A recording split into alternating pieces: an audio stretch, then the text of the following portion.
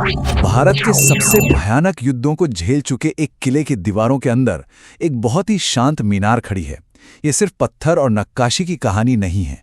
नहीं, ये कहानी है प्रसिद्धि की, विश्वास की और इतिहास ने जो एक अविश्वसनीय कीमत वसूली है उसकी। यह है चित्तौड़गढ़ का किला, राजपूत शक्ति का एक ऐसा प्रतीक जो सिर्फ एक किला नहीं था बल्कि अपने आप में एक पूरा का पूरा शहर था। एक पहाड़ की चोटी पर बसा ये शहर लगभग अजेय होने के लिए ही डिजाइन किया गया था। और बस यहीं पर हमारी कहानी का असली रहस्य छुपा है। अगर ये किला इतना ही मजबूत था, इतना अभेद्य था, तो फिर ये एक दो नहीं बल्कि तीन तीन बार दुश्मनों के हाथ कैसे लग गया? इस सवाल का जवाब हमें प्रसिद्धि और त्रासदी के बीच के गहरे रिश्ते के बारे में कुछ चौंकाने वाली बातें बताता है। तो चलिए इस किले की कहानी में थोड़ा और गहराई से उतरते हैं। इसकी हार को समझने के लिए हमें पहले इसकी अकल्पनीय ताकत को समझना होगा। जरा इन आंकड़ों पर गौर कीजिए। 700 एकड़ का विशाल इलाका, 13 किलोमीटर की दीवार और पानी का इतना इंतजाम कि 50,000 सैनिकों की एक फौज 4 साल तक, जी हां 4 साल तक बिना किसी बाहरी मदद के आराम से रह सकती थी।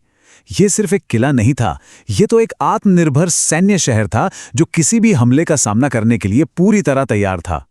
और देखिए, इस किले की असली खूबी सिर्फ इसकी ऊंची दीवारों में नहीं थी। डिजाइनर्स ने तो कुदरत को ही अपनी सबसे बड़ी ताकत बना लिया था। ये किला एक खास तरह की पहाड़ी पर बनाया गया था जिसे भूवैज्ञानिक डबली प्लंजिंग सिंक्लाइनल कहते हैं। अगर आसान शब्दों में कहूं तो इसका मतलब है कि चट्टानें कुदरती तौर पर अंदर की ओर झुकी हुई हैं, जिससे इसे एक अविश्वसनीय रूप से मजबूत और सुरक्षित नींव मिलती है जिसे तोड़ना लगभग नामुमकिन था।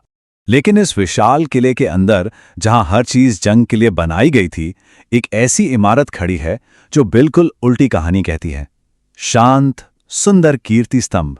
यहां आकर अक्सर लोग थोड़ा कंफ्यूज हो जाते हैं। जो आप बाईं ओर देख रहे हैं वो है कीर्ति स्तंभ, जो विजय स्तंभ से छोटा और काफी पुराना है।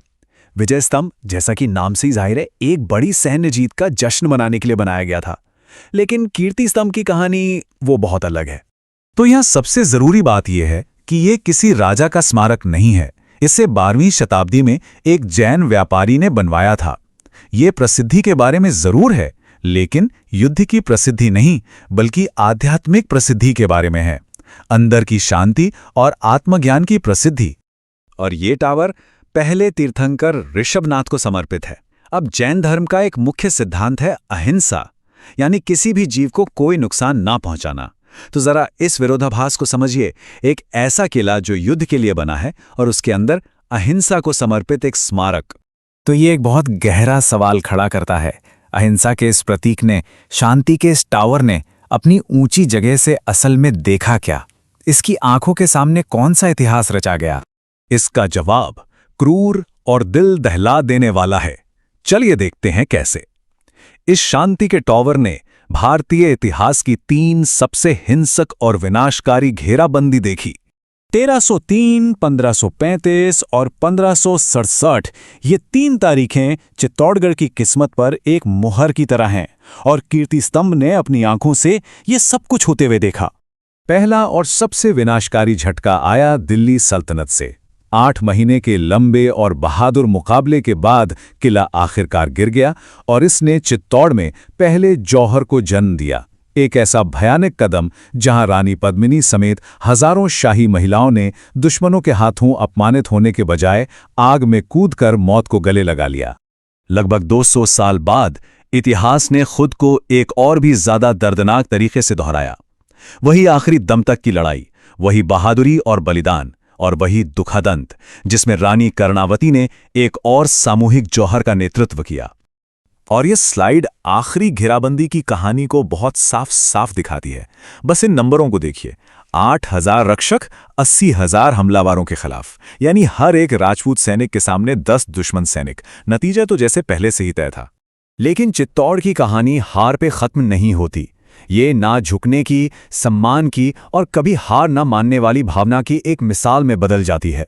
किले के गिरने के बाद महाराणा प्रताप ने एक ऐसी शक्तिशाली प्रतिज्ञा ली जिसे कभी भुलाया नहीं जा सका। उन्होंने कसम खाई कि जब तक किला वापस नहीं जीत लिया जाता, तब तक उनके वंशज न तो बिस्तरों पर सोएंगे, न महलों में रहेंगे और न ही शाही बर्तनों में खाएंगे। ये प्रतिज्ञा सदियों तक राजपूत सम्मान और दृढ़ संकल्प का प्रतीक बनी रही। लेकिन यहाँ कहानी का सबसे दिल दहला देने वाला हिस्सा है। जब 1616 में किला आखिरकार राजपूतों को वापस मिला तो संधि में एक शर्त थी, किले की कोई मरम्मत नहीं की जाएगी। इसे एक खंडहर के रूप में रहना था, एक स्थायी निशान के तौर पर जो हमेशा उस विनाश की याद दिलाता रहे जो यहां हुआ था। तो आज सदियों बाद ये पत्थर हमें कौन सी कहानी सुनाते हैं? आखिर ये याद क्या रखते हैं?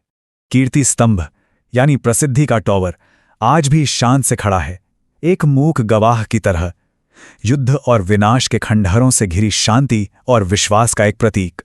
और यह हमें एक आखिरी सवाल के साथ छोड़ जाता है, क्या स्मारक वाकई प्रसिद्धि और जीत का जश्न मनाते हैं, या फिर वे हमें उस प्रसिद्धि के लिए चुकाई गई असली दर्दनाक कीमत की याद दिलाने के लिए मौजूद हैं?